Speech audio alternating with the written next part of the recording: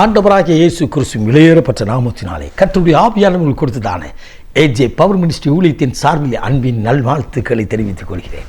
எனக்கு அருமையானவர்கள், எப்படி இருக்கின்றீர்கள்? இந்த புதிய நாளிலே தேவனுடைய சமூகத்திலிருந்து காத்திருந்து காலை வேளையிலே ஜெபித்தீர்களா? வேதம் வாசித்தீர்களா? ஜெபியுங்கள், வேதத்தை வாசியுங்கள், தேவனை நேசியுங்கள். கர்த்தர் பெரிய காரியங்களை உங்கள் வாழ்க்கையிலே செய்வாராக. அல்லேலூயா. இன்றைக்கும் கர்த்தர் கொடுத்த வார்த்தையை நாம் தியானிக்க போகிறோம். எனக்கு அருமையானவர்களே, எபிரேயருக்கு எழுதிய நிருபம் 11ஆம் அதிகாரம் 40வது இறைவார்த்தை, விசேஷித்த நன்மையானதை தேவன் உனக்கென்று முன்னதாக நியமித்திருக்கின்றார். முன்னதாக, உங்களுக்கு முன்னதாகவே அவர், எனக்கு முன்னதாகவே அவர் எல்லாவற்றையும் நியமித்து நமக்கு கரத்தில் கொடுக்கிற நல்ல ஆண்டவர் அவர். ஹல்லேலூயா, ஹல்லேலூயா. என்னை கேட்டுக்கொண்டிருக்கும் என் அன்பு சகோதரனே, சகோதரியே, பாடுகள் மத்தியிலே, பாரங்கள் மத்தியிலே, வியாதிகள் மத்தியிலே ஒரு விடுதலைக்காய் ஏங்கிக் கொண்டு கண்ணீரோடு இருக்கின்றீர்களோ? கவலைப்படாதீர்கள். கர்த்தர் இன்றைக்கு விசேஷித்த நன்மைகளை உங்களுக்காக முன்னதாகவே வைத்திருக்கிறார். முன்னதாக, என் பிள்ளையின் திருமணத்திற்கென்று நான் என்ன செய்வேன், என் பிள்ளையின் படிப்பிற்கென்று என்ன செய்வேன், ஒன்றும் எனக்கு தெரியவில்லை, நான் இருளிலே இருந்தது போல இருக்கிறதையா என்று சொல்லி கண்ணீர் விட்டு கதறிக்கொண்டிருக்கிற என் அன்பு தாயே, தகப்பனே, பிரியமான தம்பி, தங்கையோ, கர்த்தருடைய ஆவியானவர் உங்களோடு பேசுகிறார். கர்த்தருடைய ஆவியானவர் ஜீவனுள்ளவர் உங்களோடு பேசுகிறார். எனக்கு அருமையா முன்னதாகவே வைத்திருக்கிறார். ஹல்லேலூயா. பஞ்சமுறும் நாட்டிலே இப்படிப்பட்ட ஒரு நிலை வரும் என்பதை குறித்து அறிந்தவர் யாக்கோப்பின் வீட்டாருக்கு முன்னதாக அடிமையாகவே புறக்கணிக்கப்பட்ட ஒரு ஜனமாக யோசேப்பை நடத்தினார்கள் ஒரு சகோதரர். அவரோ அடிமையாய் விற்கப்பட்டவன், சிறையிலே தள்ளப்பட்டவன், பழி போடப்பட்டவன். ஆனாலும் அமைதியாய் இருந்தான். வேதம் சொல்கிறது, கர்த்தர் அவனோடு கூட இருந்தார். உனக்காக முன்னதாக வைத்திருக்க ஆசீர்வாதம் ஒருவேளை தெரியாமல் இருக்கலாம், உங்கள் கண்களுக்கு மறைவாக இருக்கலாம். கர்த்தருடைய ஆவியானவர் செய்கிறதை கண்கள் கண்டதும் இல்லை, செவிகள் கேட்டதும் இல்லை, இருதயத்தில் நிலவும் இல்லை. கர்த்தருடைய ஆவியானவர் செய்தார் என்று என் வேதம் சொல்கிறது. உங்களுக்காக முன்னதாக ஆசீர்வாதம் வைத்திருக்கிறார். ஹல்லேலூயா.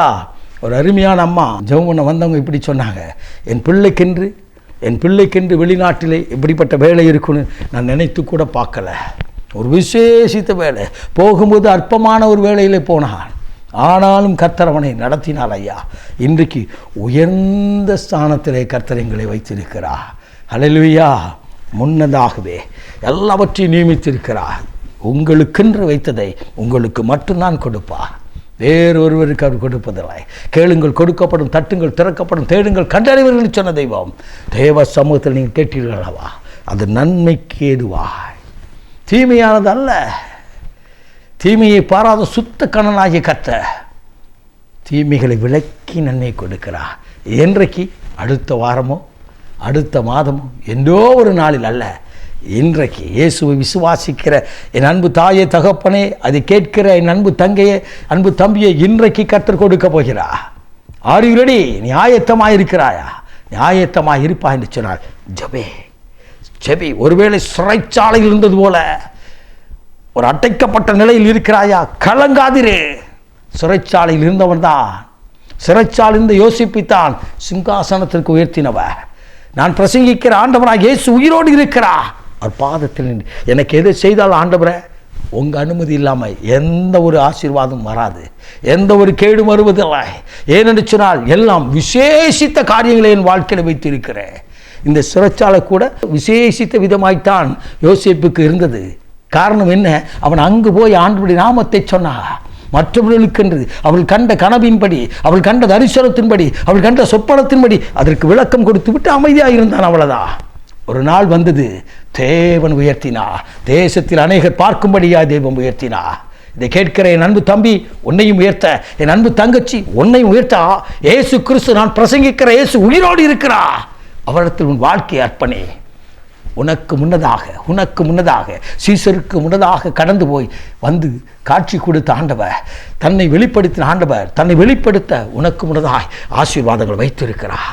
உனக்குள்ளதுதான். ஆண்டவர் எனக்காக யாவையும் செய்து முடிப்பார் என்று சொல்லி விசுவாசித்து அறிக்கையிடு. இன்றைக்கு பெற்றுக்கொள்வீர்கள். நாம் ஜெபிப்போமா? மகா பரிசுத்தம் உள்ள தகப்பனே, நம்முடைய குமாரனாகிய இரட்சகர் இயேசு கிறிஸ்துவின் வெளியேறப்பட்ட நாமத்தினாலே பரிசுத்த ஆவியின் வல்லமையோடு ஜெபிக்கிறேன். உடைய வார்த்தையை கேட்ட தகப்பனே, விசேஷித்த நன்மைகளை முன்னதாகவே வைத்திருக்கிற என் ஆண்டவர் என்று சொல்லி உடைய வார்த்தையை கேட்ட ஒவ்வொருடைய வாழ்க்கையிலையும் தகப்பனே, அவள் கண்ணீர் விட்டு கதறி வேதனையோடு இருக்கிற காரியங்களில் விசேஷித்த நன்மைகளை கொடுத்து மகிழ பண்ணுவீராக. இன்றைக்கு அப்படி செய்வதற்காய் நன்றி. பரலோகம் திறந்து இடம் கொள்ளாமல் ஆசீர்வதிப்பதற்காய் நன்றி. ஆசீர்வதியும் இயேசு இரட்சகரின் விலையேறப்பட்ட நாமத்தில் பிதாவே. ஆமென். ஆமென். God bless you.